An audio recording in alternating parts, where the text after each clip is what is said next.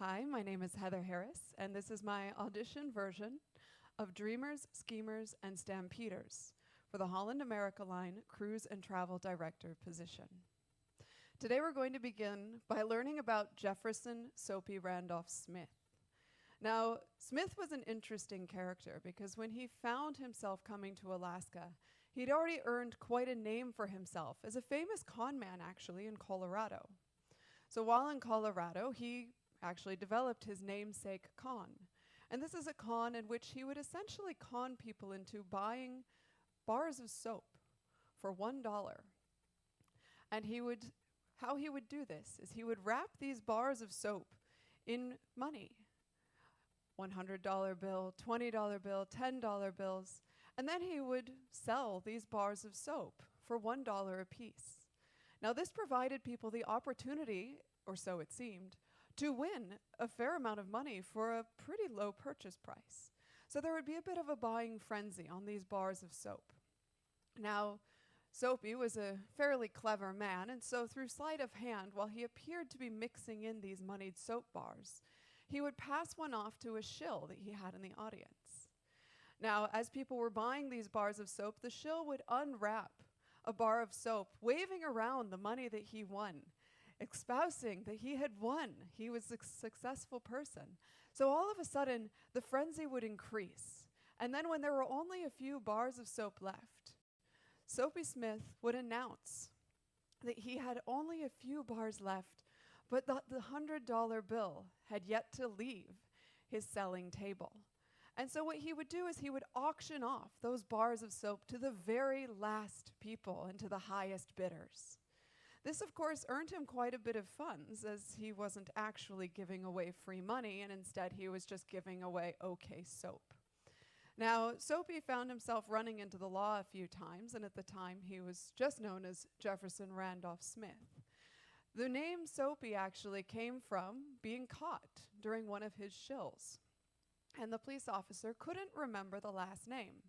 So instead of writing down Smith, he simply wrote down Soapy, and the name stuck. Now, Soapy Smith found his way up to Alaska because, of course, there was a lot of money to be found, a lot of money that could be, well, I guess taken during this Klondike era. People were showing up with every penny they had in their pockets, getting ready to purchase their 2 tons of goods that would get them into the gold fields.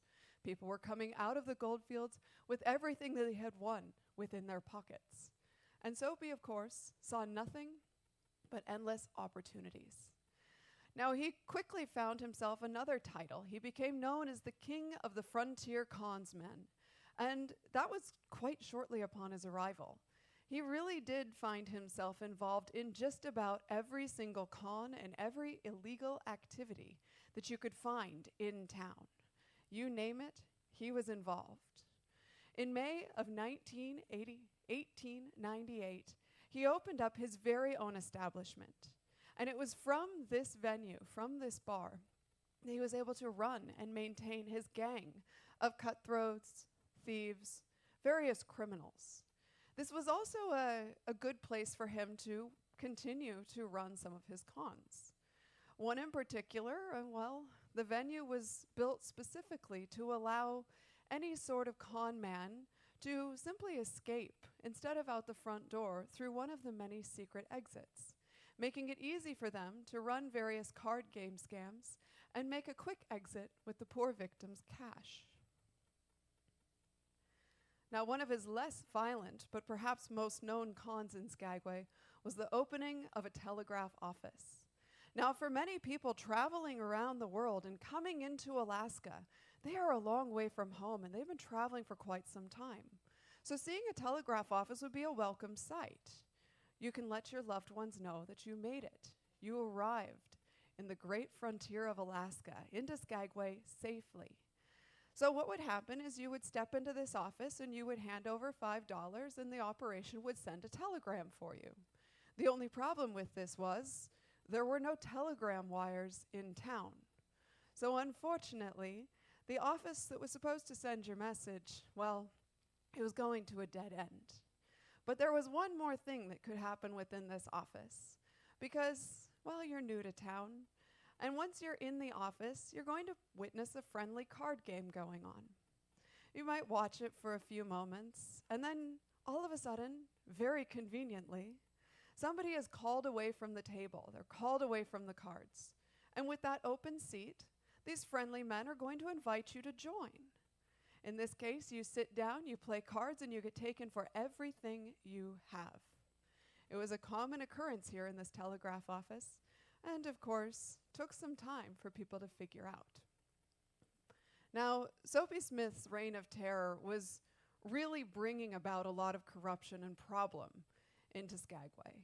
But it largely, well, he got away with it. And he got away with it because he had purchased the cooperation of the U.S. Marshal.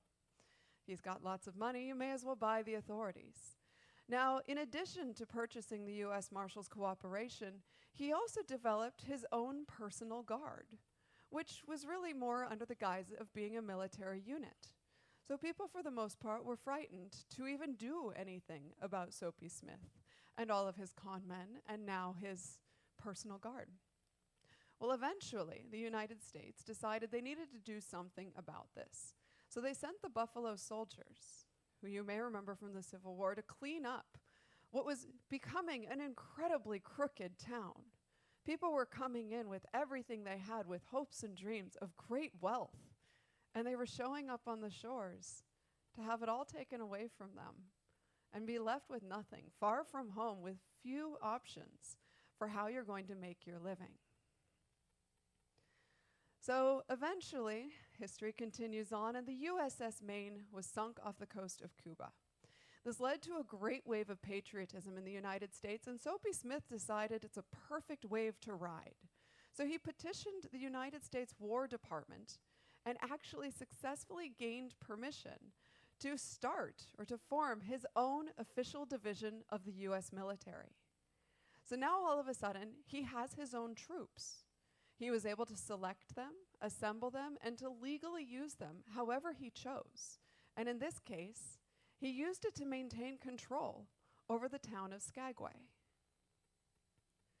Now, as you can imagine, the townspeople are quite fed up at this point, and they had actually formed a committee, the Vigilante 101, and they began to rise up against Soapy Smith and his men. Now, in particular, on the Juneau Wharf, there was a confrontation in July of 1898. And this is when Soapy Smith would find himself in a gun battle, accidentally actually, with Frank H. Reed. Now, Frank H. Reed was of the Vigilante 101 committee, and he and Smith had met down and had a bit of a confrontation. It wasn't intended that this would be their last night on Earth. But when it did devolve down to gunfire and gunshots, both men were fatally wounded. It is said that Soapy Smith's very last words were, "My God, don't shoot." Unsuccessful, to say the least. So Soapy Smith and Frank H. Reed both passed away from their gun wounds. Today, when you visit Skagway, you can visit both of their graves. You'll notice that Frank H. Reed's grave is nicely located within the city cemetery.